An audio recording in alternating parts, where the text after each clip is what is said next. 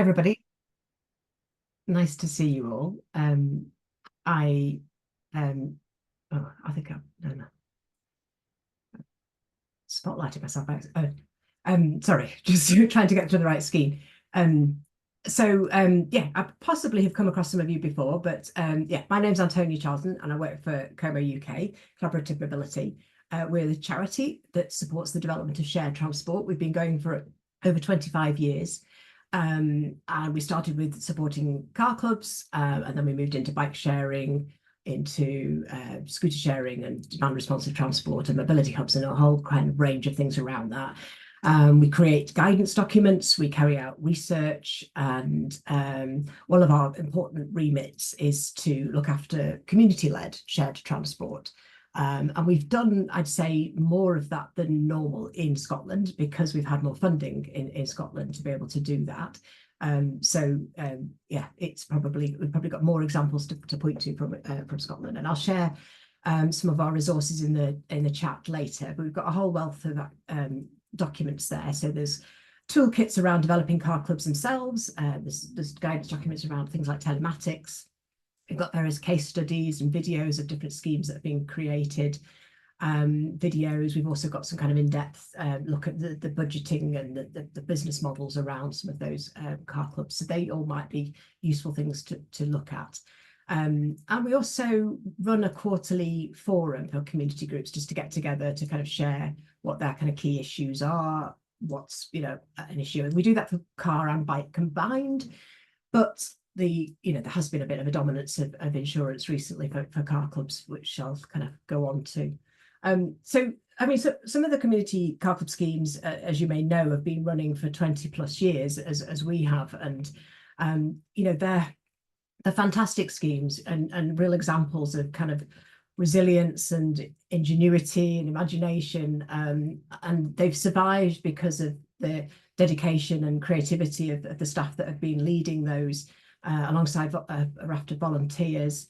But they exist on pretty tight margins and mostly succeed when they're part of something else, like a community energy project, like community transport or development trusts, in order to kind of share those overheads and staffing costs. And those tight margins are basically therefore very much under pressure if something significant in the budget, like insurance, then increases, which is the issue that we've started to see over the last few years, and why it's one that's really kind of come to the forefront. So I think we started hearing issues back in 2020. Some insurance companies were saying that some car clubs were saying that they either couldn't get insurance or that the prices had gone up too high. So we started working with a broker in Devon, Topsham Insurance, who were very proactive for us, searching through the market, looking for new providers, trying to work with us to sort of show what the potential scale is, if rather than looking at all the individual clubs themselves, looking at the broader market. So we did a lot to kind of negotiate with them and develop data packages to help that research.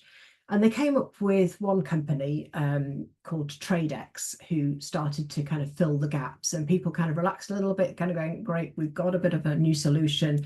Those that were not getting renewals were able to shift over to TradeX.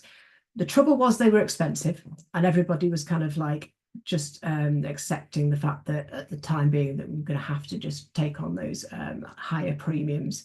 And it was worrying because there was still a lack of choice there. So there's still some kind of work that we were doing to look for other options. But then I'm not sure of the exact date, but I think it was around a year ago, TradeX were bought out by another company and instantly stopped covering car clubs.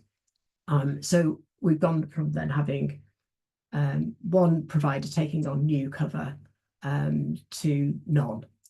So some clubs were still covered by existing providers, and I'll come on to that in a second, but new clubs were really struggling to get any kind of cover. So this is when the emergency situation kind of kicked in. We began talks with the ABI, with BIBA, British Insurance Brokers Association, DFT, trying to kind of generate some support there, because this is seen as basically a market failure. We did some media coverage, so there was a piece in the Observer. You might have heard it on You and Yours. Scotsman has done a few pieces on this to kind of highlight the needs, and that helped to bring out a few different people that were interested in talking to us, and led on to various different discussions. So a summary of the kind of position at the moment is there's been various closures, and the 3 examples I have are from Scotland, so you might be aware of them. There's the Isle of Bute Moray car share, which closed quite recently, which is a really significant large scheme that was very sad to see.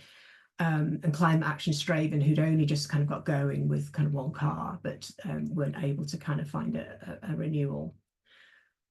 We've also had a number of schemes that have had to suspend operations. So Tisbury near Salisbury, Our Car in Hebden Bridge, a couple of examples there. They hope to carry on, and they're desperately looking for solutions and kind of keeping things in a holding pattern. But of course, as you know, if people are depending on a car club for their mobility, they may end up going off to buy their own car if they're not, able to kind of access a shared one in the meantime. So it's a very kind of dangerous position to suspend operations. A few clubs are limping through with named drivers. So this is where, as any of us can have, insurance on our own car, but then add in additional drivers on those individual policies. So an example of that is Cambridge Co-Housing. I think they've got 5 cars. The 5 cars are named to specific people living in there, and then other people are added on to that. But it's very inflexible because people can't shift between the cars. They have to only use the car that they're named on. We've had some schemes reduce the number of the cars just to kind of cope with if they have got insurance, that the premiums have been higher, which has been another kind of worrying trend. We want schemes to be expanding, not to be closing. In the background, there are still some lucky ones that are still insured with either Zurich or NFU. NFU tends to be only where there's buildings insurance in the background as well, from what we understand. And Zurich, we're watching carefully as there's a number coming up for renewal at the moment. And they seem to be offering renewals. They definitely won't take on new schemes, but they seem to be offering renewals, but at quite significant, like 30 to 40% increases in the premiums. So, that was what the issue was for Moray in the end, that they weren't able to sustain those higher prices on top of all the other, pressures that there are. So out of all of these discussions, it was actually a referral from the Community Transport Association. We found a new broker who was very interested in this area. So this was the good news that happened probably only a few months ago. This broker's called Business Choice Direct, and I can pop their email in the chat afterwards. So at the moment, this is the kind of the light on the horizon for us, that they are seemingly taking on they're able to access, they're specialists in non-traditional vehicle insurance, and they're able to access a few different providers that will take on schemes, but only under certain conditions. So the conditions seem to be at the moment that you have to have at least 3 cars in the scheme, which is already a barrier for a number of schemes. There are some communities looking at combining their offer and becoming one entity, but obviously that has all sorts of issues, legally, financially, and logistically to do that. So that's not an easy thing to do, but that might be happening with 1 or 2 schemes. So they'll only take on schemes with 3 cars, and they need at least 2 years history. So you have to have been running for 2 years, which obviously is, again, a barrier for anybody that's new into this business. So it's a very restrictive offer, but it's all that we have that's of substance at the moment. And as of yet, they haven't taken on any new clubs so far, but there are several that are in discussions with them. Just to follow kind of round up with a few different potential other solutions for schemes. So you probably all heard about the peer-to-peer platforms that are out there. So like Hire Car and Turo. Hire Car are the main ones that have kind of been active in this space. So they help by providing the tech telematics, the platform, for bookings and the insurance that goes along with it. And that works for a few schemes. I can put some examples in the chat in a minute, but they are, it is limited. A number of schemes don't want to go with them because of either the costs or the restrictions to the use of telematics and so forth. It's probably quite a good one for those starting out who haven't already committed to the way forward with them. And another option is an organisation called Cover, CUVVA. They offer trip insurance. So you might be familiar with insurance providers that just put a second layer on top of a normal insurance. For example, I used Marmalade when my son was learning to drive. I put it on top of my insurance. And this is a similar thing for that. It's enabling you to offer your car to other people. And they're doing that for community-owned cars as well now. The feedback I've had is it only works for really small schemes, and it can be quite expensive because the emphasis for them is on the cost of the trip. So what might have been covered in, you might have spread the costs out with membership fees and so forth. You might have to kind of relook at that whole model to reduce the kind of standing costs because the trip costs might be too high otherwise to encourage people to use it. If that sounds of interest, I can certainly put you in touch with people that are doing that as another option. And we've got one other iron in the fire, an organisation called ERS, who are basically doing some research for us at the moment to see whether they can do anything. So one of the reasons I didn't do slides for the session today is everything's changing. The information I'm giving you now will likely be different by the end of the week, and that's why we're kind of keeping this network going. You're welcome to kind of join in either temporarily or permanently into our network to sort of just plug into the discussions that are happening.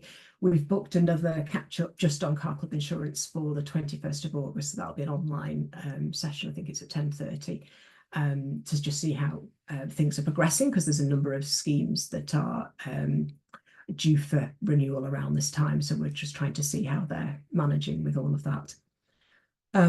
So yeah. Oh, sorry, I've just seen the message about speaking louder. That's not very helpful. I hope I can go over anything if you missed it. Sorry, I had you minimized so I could look at my notes. Yeah, so that's the kind of situation, really. It's really quite dire. It's really quite distressing to see schemes that are closing and struggling. But there are some kind of a few opportunities there to follow up with, which hopefully can provide some solutions.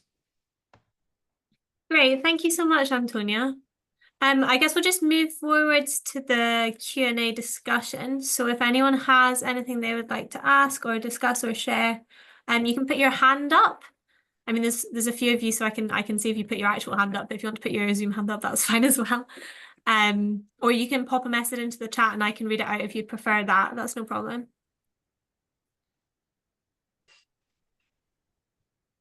Can I just ask, just for the purpose of notes, Antonia, for the meeting on August 21st, is that part of your quarterly forum? That's right. Yeah, it's a kind of an extra one. We thought we needed to meet a bit sooner.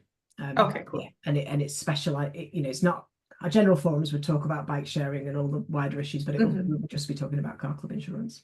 Okay. Cool. Thank you. Okay, Terry, you've got your hand up. I was interested that there's so few of us here, and I'm scratching my head because it was only a couple of months ago that the Scottish Rural and Islands Transport community were flagging up the issue of car club insurance and inviting all the members to make submissions in writing about our experience. I put some effort into that. And then I was surprised that they didn't even mention that this meeting was happening now. And I wonder whether all the information that they gathered has been delivered to CoMo or CES or CTA or somebody. But I didn't see this meeting being promoted by either the rural transport community or the Community Transport Association. So I think the fact that there are so few of us here is partly the fact that a lot of people maybe didn't know about it. For me, anyway, that said, my perspective, I've no longer got flesh in the game, but it was pre-pandemic when I discovered from our insurance broker when I was running a community transport scheme here on Mull, and he said that they were accepting no new business whatsoever. And that's going back to 2019. Yeah, definitely pre-pandemic, because I was seeing the development of a car club as being integral to the maintenance of our community transport scheme, which doesn't cover its costs. But there we were with assets in terms of vehicles that were standing doing nothing so much of the time, and a car club seemed the obvious way of generating another income stream and another bunch of people who were interested in sustainable transport in our remote neighborhood. So I'm disappointed that the people who are involved with the scheme I was involved in aren't here, and the community transport runs at a loss and it's liable to no longer exist, where I'd always seen community car clubs as being the saving grace that could provide financial viability into the future. So I'm pleased the issue's been taken up, but I think it goes hand in hand with regulation as well, rather than just risk assessments from people who, on what basis do they put the prices up 40% without talking to, we are a remote rural area. We've not got much traffic on the road for 6 months of the year. Distances are huge. We run as a charity. And none of that seems to be taken into account in terms of the regulations that we've got to abide by, and not least of those being the fact that we've got to have effective insurance cover. So that's my interest in the whole thing. And I'm still feeling a bit querulous about what happened to all the information that was gathered by the Scottish Rural and Islands transport community. We have had some contact with that group. I think I don't think I've seen any kind of sort of compendium of outputs from that forum, but I do know, was aware it was happening, and no, sorry, that's not true. I have seen the notes that have come out of there was a slide set that came out of that, and there was various notes in that. So there was a couple of different leads in that we did sort of check through, and so I think maybe there has been contact there. A couple of other points you raised. I think the link with CT is really important, and there's a number of schemes that do have the benefit of that. South Ayrshire is a good example of running both. There's some schemes at the moment that we're trying to lean on the CT to try to provide the insurance, but there's specific legal differences there, which means that that's not an instant fix. It's been a temporary fix for, I think, for a few schemes. And I think the context of car clubs and community car clubs in terms of the assessing the risk, I think, is such an important point, and that's one that we kind of try to hammer home when we get a chance to go in front of brokers, an insurance company as an ABI and BEBA. It is like to kind of quantify the risk here, that this is actually in many ways safer than other types of hire because of the kind of community connections that there are between people. And we try to kind of break down those myths of the fact that some strange person could come along and just take a car and do what they like with it, or do something illegal with it, or so forth. It's just not how schemes work, and we've shared claims history and so forth. Claims history has been pretty modest across the sector, and then layer on top of that, like you say, the actual geography of the area and the type of risk that you have around. I think what's happened is basically, COVID's hit the whole sector, the whole of the insurance sector. They've just shrunk and retracted to the things that are the safest and the easiest and the less hassle for them. And generally everything else, the prices have gone up for everything, haven't they, for insurance? I think so. It's just a kind of dreadful kind of combination of factors. The reason the Scottish government or the UK government ought to be interested is because here in remote rural Mull, decarbonisation of road transport is going to involve something very different happening than happens at the moment. And a car club using electric vehicles charged on locally produced energy is a model that, with no skin in the game, all I can do is float it and say that is the solution for slashing carbon emissions around here from road transport. But at the moment, everything stacks up and says, oh, just it's too much trouble to even look into. Yeah, I mean, in terms of our pre-election lobbying, there were two issues that we were highlighting as absolutely urgent. One being the e-scooter legislation, and the other being the crisis in the community car club industry. So it's been right up there in front of, you know, all the kind of conversations that we've been having with potential ministers, and now we're ready to hit the ground running with those messages for the actual ministers. So we're trying to put that across in every way we can, and it's helpful that the media has been supportive in some ways as well to kind of help to do that. And in other parts of the country, MPs have been linked to schemes and they've been pushing the messages internally as well. And you know, I don't think there's, you know, enough of all of that we can do. It's just the limited resources that we have to kind of, you know, to spend on this. We're trying to trying to kind of give it a high priority, but we can't kind of follow up every single avenue. What you have done, but it looks like I'm no closer to being able to roll out my pipe dream. Well, you know, there are a few different options. The named driver, I think, is the bottom rung of the ladder. You know, if you're starting with just a really small community, you can do named drivers. I think the next rung up is using a hire car for peer-to-peer, which you don't need to use their telematics. You can keep it at the lower version. You can just hand keys or have a key safe for, you know, the versions. Then if you're 3 cars or above, it's worth talking to Business Choice Direct, but the premiums are really high. So you know, that makes it difficult. Right, thank you both. That's really interesting. And we'll just go to Ewan now. You've got your hand up.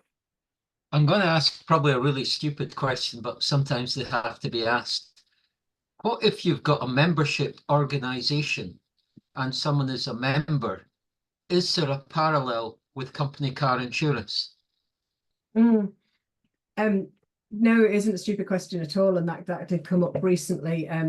Tridani in Wales are incredibly active, developing their community electric car club alongside community energy there as well, and they maybe will be useful people to speak to on a number of different levels about the schemes there. And they tried to pursue that angle when they've been having a lot of conversations with Admiral and lots of other insurance companies, and it wasn't seen as the same setup. I couldn't give you the kind of the full reasoning why, but they did definitely pursue that, you know, seeing it more as like a business with different staff members and, you know, are using the same scheme. You know, it's fairly easy to get the base cover for a car and the staff that do actually run it, but as soon as you're adding anyone else that's just a member rather than a staff member, there's a barrier.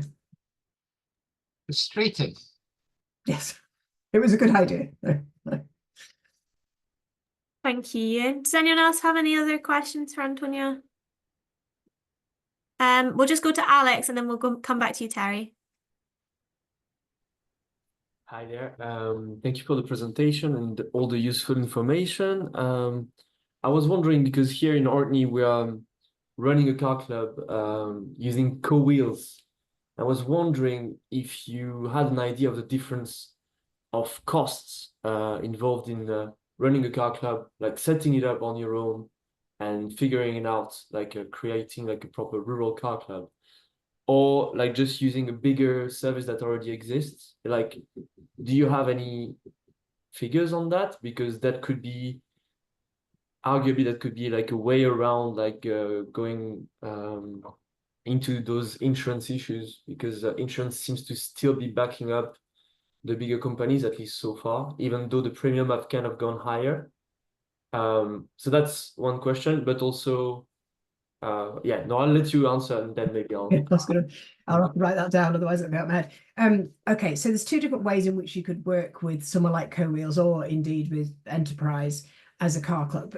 They can come in and provide it as part of their overall service, which they'll only do that if it's economically viable for them. And it may well be that a scenario that such as yourself with such a lot of visitors arriving without a car, and lots of different activity there and a mix of different type potential users, residents, businesses, that they may well see it, particularly if there was seed funding at the beginning. That's quite unusual, and I wouldn't want to promise that in many other kind of communities. Enterprise quite often find it easier if they've already got a rental, traditional rental, that they can add on a car club. But again, so I know that they've done that in the Highlands in some areas. But the other offer that they both do is a franchise scheme. So that, they provide the telematics, the insurance, the booking system as a package to an entity that then runs it themselves and takes on the financial risk and so for themselves. That latter example, the costs I don't have figures on. I'm really sorry. You'd have to kind of contact them. I can give you specific contact details, and I think it would really depend on the scenario. But it is expensive. That's the feedback I've had. Lots of people have explored it and not taken that further because of the particular the franchising would include insurance, although I have to say they have been having a few potential problems with insurance through franchising. So the car clubs themselves, when they're operating as their own entities, they self-insure, so they've not really been having these issues. But when they're franchising, they use an additional insurance company, is my understanding, and there have been some kind of red flags been waving there too. So it's always worth a conversation. If you're in the scenario where you really want this to work, then I can pop a kind of contact detail in the chat there. My feedback is it's generally been more expensive than other options. Okay. No, thank you. Thanks for clarifying. But actually, in our situation, we're already running with CoMoUK. And in spite of the fact that we do have quite a lot of visitors and we have like some cars in quite highly frequented places, we're still not breaking it through in terms of financial sustainability. So each year we have to seek funding to keep on the service continuing, which is a bit of an issue. And it's likely that if this continues, like CoWheels are just going to stop the car club, like stop operating the car club here. So that's why I was also investigating that. And indeed, we were offered to set up a franchise, and I can't remember exactly what was the cost, but I think the upfront cost was around £5,000. So it was quite a bit of money. Need to double check that, but yeah, we decided not to go because it was too much of a financial risk for a financially not sustainable location. But yeah, I was just also like, if you had any figures of like other community-led car clubs, that would be like in terms of yes, of yearly costs and revenues, doesn't have to go deep into the details, but that'd be quite useful. So if you follow the link that I put earlier in the chat, the community car sharing general link, and then you scroll down that page, there's a number of different case studies there, and the ones that have got the word business case next to them, so there's 3 of them there. There's quite a bit of detail in terms of their costs on that, which I think they're maybe a year or so out of date, but they give you an idea of the kind of the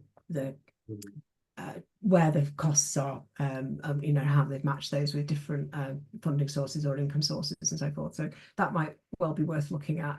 I mean, it's really worrying to hear what you're saying. I think the best thing I could suggest at the moment would be to kind of go all out in terms of the marketing and partnership development, any significant businesses that are there that can help to kind of support daytime usage with and replace any fleet cars that they might have, talking to councils about doing this and looking to accommodation providers to help to really push this when they're attracting visitors onto the island, so that they, it's a package. You could say, here's your kind of car club built in, and I think it's difficult with things like this, because I think you need a sort of critical mass in order to kind of be viable.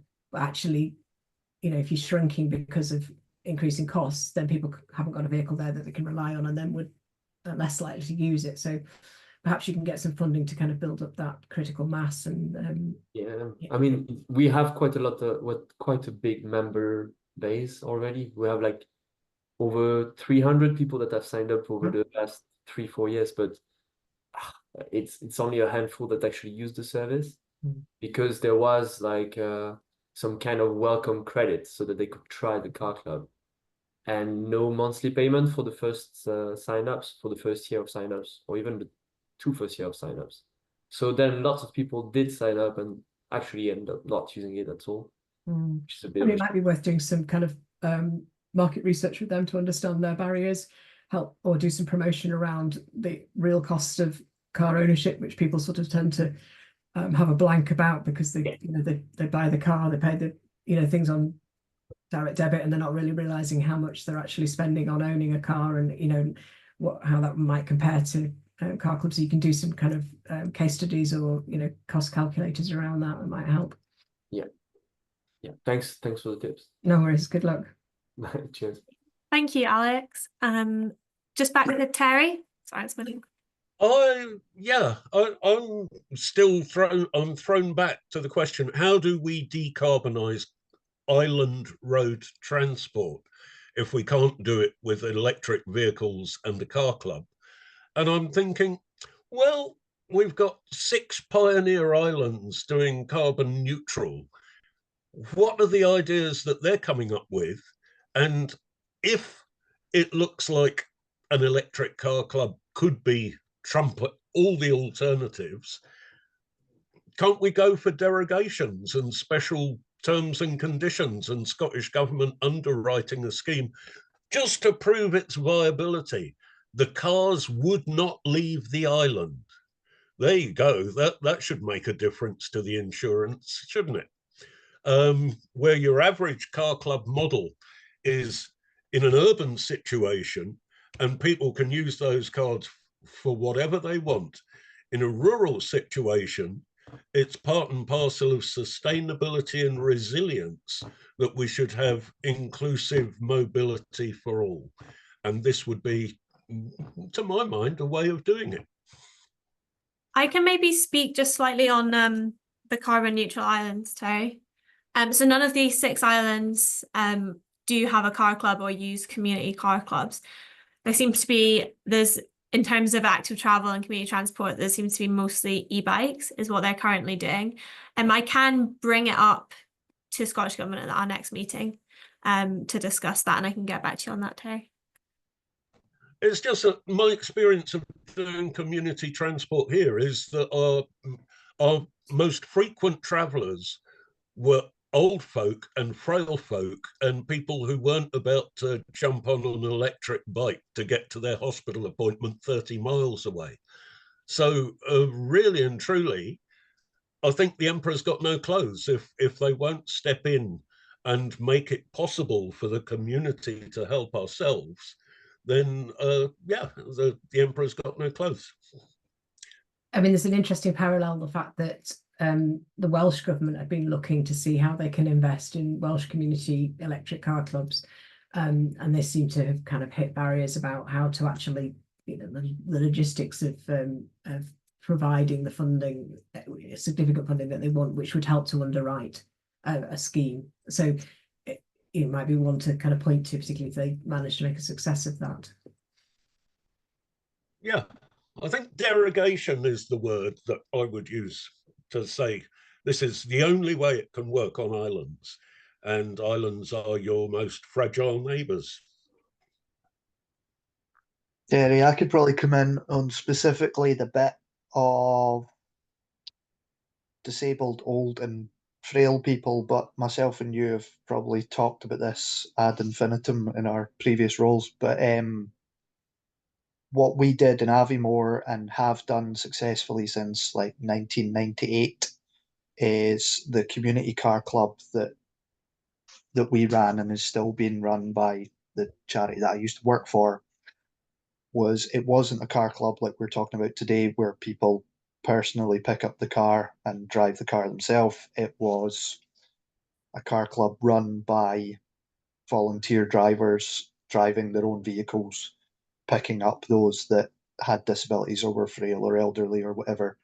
And there was significant amounts of well-being funding and things that could be used to run those car clubs to pay people's personal expenses, but you could never pay the people for doing it. So it relied on the goodness of their hearts and their community spirit. But we had, I think, about 180 drivers that were signed up for that around Aviemore and the surrounding towns. And I've not been there for a few years, but I understand they've still got about the same amount of people doing probably 1,800 journeys a year. And it works very, very well. And the insurance issue doesn't really come into it because it's people driving their own cars on their own insurance, picking up people that they're picking up as Good Samaritans rather than for any sort of business. So for that purpose, that's how I would do it on Mull. But as I say, we've talked about that an awful lot before. So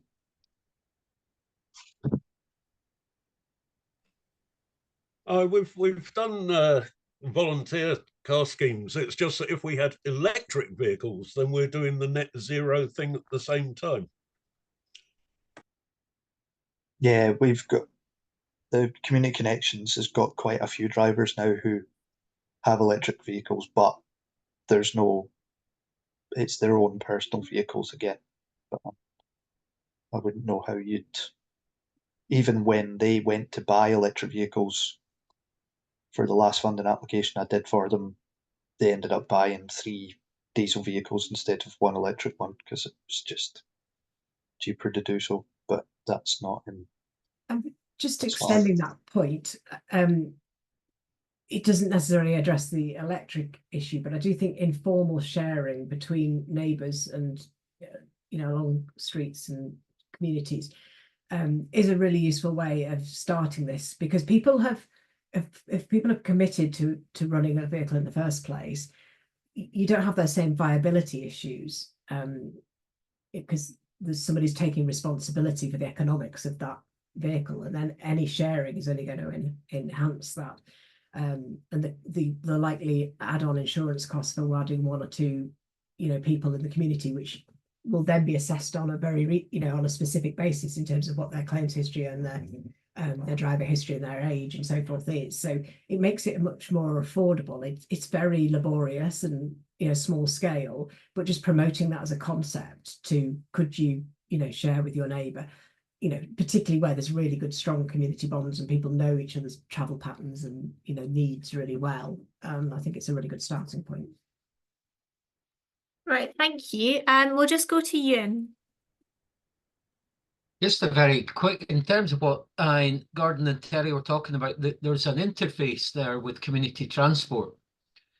And what's the difference? And is it behavioural changes required as well, so that rather than having a sort of individual control of a vehicle, that you say, yeah, I'm happy to use community transport because we successfully do community transport. Okay, and there's funding coming in from the local authority to do it. And in terms of Hannah's comments, part of me doesn't really want to say this, but we have an incipient car club, but I don't know how it works. So I have a feeling it must be by named drivers, but I'm not entirely sure. So useful conversation, but I think there's lots of different disparate strands that need to be woven together. I think the suggestion of starting on a neighbourhood level is already happening. Iona has had car sharing arrangements so that individual islanders, same family, close friends, will contribute to the costs of a vehicle. and they don't call it a car club. They just get on and do their own thing, and it's not open to everybody. I guess partly where I'm coming from is wanting a fair and just transition for all, that sort of thing. So yeah, but I do think the interface community transport should be in the vanguard of electrification. And yet then we've got very high value assets that are sat doing nothing for so much of the time here on Mull.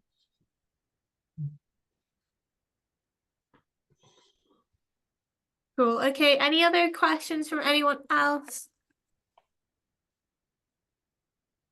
Okay, cool. In that case, I think we'll just kind of wrap up there. So thank you so much for presenting, Antonia, and for sharing all those resources. And thanks everyone for your discussion.